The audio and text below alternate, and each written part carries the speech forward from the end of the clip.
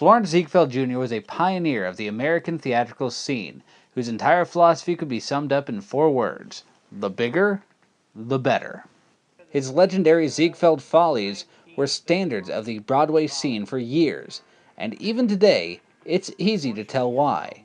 Off the stage, Mr. Ziegfeld was an equally fascinating figure, and rightly became the subject of the first bio to ever win the coveted Best Picture award, bringing the grand scale of his stage productions to the silver screen in a scope never before seen. Did the great Ziegfeld deserve it, though? Or was it just a rose-tinted version of the man, the myth, the legend? Well, little of both, to be honest. But we'll get there. This is the Great Ziegfeld. The technical. When people look at movies today and say they don't make them like they used to, the Great Ziegfeld is what they're talking about. This movie is gorgeous, with huge theatrical numbers that constantly move and evolve in unexpected ways. They do absolutely nothing to advance the plot, more about that in a bit, but they are so captivating it almost doesn't matter. Repeatedly throughout the movie, I found myself wondering what could possibly come next, and every single time, I was pleasantly surprised. In all, there are 3 of these large-scale numbers through the 3-hour running time, and each one is distinctive, each one is impressive, and each one is thoroughly memorable. This is due in no small part to the sound and camera work. The legendary segment "A Pretty Girl is Like a Melody" runs 6.5 minutes, and is only 2 shots. With all the intricate dances, singers, not to mention that the entire set has to spin at an exact, continuous speed to make sure that everything comes into the shot at the exact right moment, this segment alone is a technical marvel. Not just for 1936, but for all time. This is the first time in this series that I've been truly disappointed I couldn't see a film on the big screen. On a more intimate note, the dialogue is handled just as well as the bigger musical numbers. Everyone is easily heard and easily seen. There's no confusion about who is talking at any given point, even in the most hectic of scenes. There's the odd jump cut or audio flub that keeps this from being truly technically perfect, but it's truly a joy to watch. The writing. The problem with a visual spectacle on this level, especially in the early days of Hollywood, is that the writing tends to take a back seat. It's perfectly fine for the most part throughout, but some basic points get dropped. Points like Ziegfeld getting married to his client happen off-screen, with a lengthy discussion between the couple happening before they even mention the fact. There are odd character quirks that serve little purpose and are never explained as well. I understand that people have weird little quirks to their personality, but this movie takes quirks of Ziegfeld's and treats them as more important than they really are, such as his tendency to send personal telegrams to people within easy walking distance, occasionally even in the same building as him. This happens several times throughout the film. It does nothing to further the plot, and nothing to inform the character. It just comes across as distracting. Some of the blame can be leveled at Ziegfeld's second wife, Billie Burke, yes, that Billie Burke, who took a personal interest in the writing of the script. As such, many negative aspects of Ziegfeld's personality, such as his womanizing, were left out at her insistence.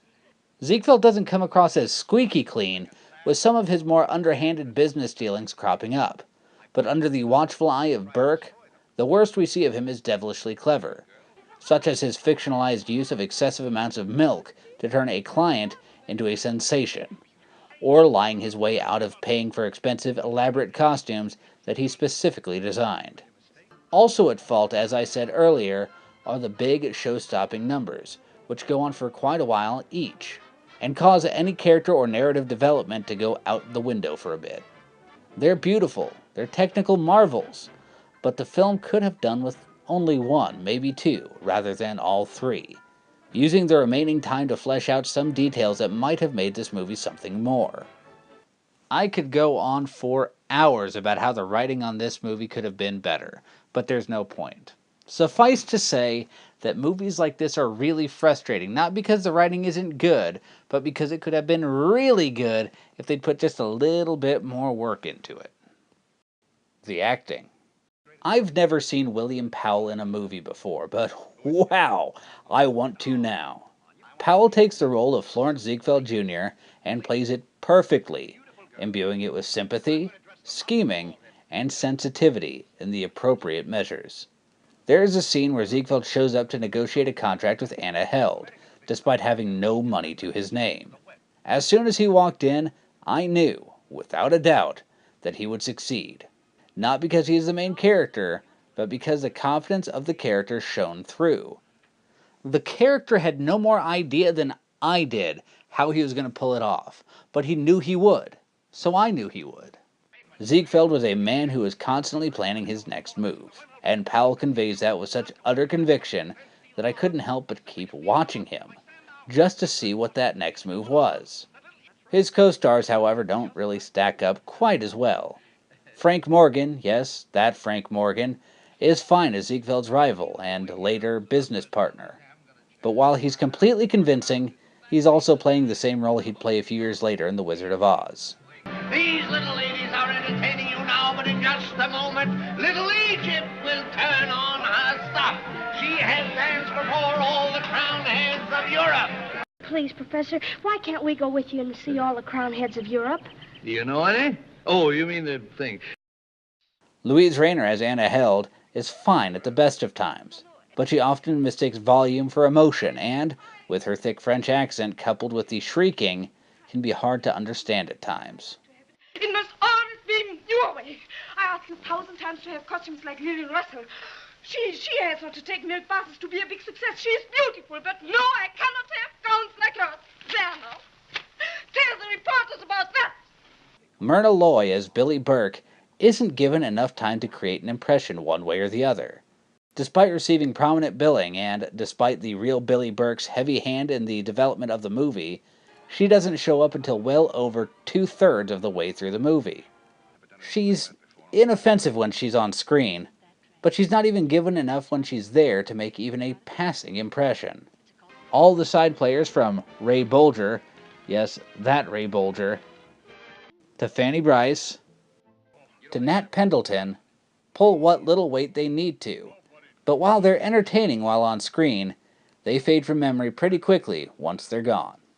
When you're watching a good movie, there's a special kind of high you get. When everything is hitting just right, when everything is just perfect, it begins to feel more like an experience than a movie. I felt that here. My first time watching The Great Ziegfeld, there were moments where it ceased to be a movie. It was an experience. I couldn't wait to tell other people about it. However, the next day, it had faded. I could remember everything. It just didn't maintain the sensational aspect like a truly great movie does. I can remember watching some of my favorite movies of all time for the first time. And it's magical, it's incredible. Just seeing a clip of it here or there makes me want to experience the whole thing all over again. The Great Ziegfeld doesn't do that. It's a wonderful movie, worth a watch, maybe even two, and certainly on the biggest screen you can find. But once it's over, the magic fades pretty quickly.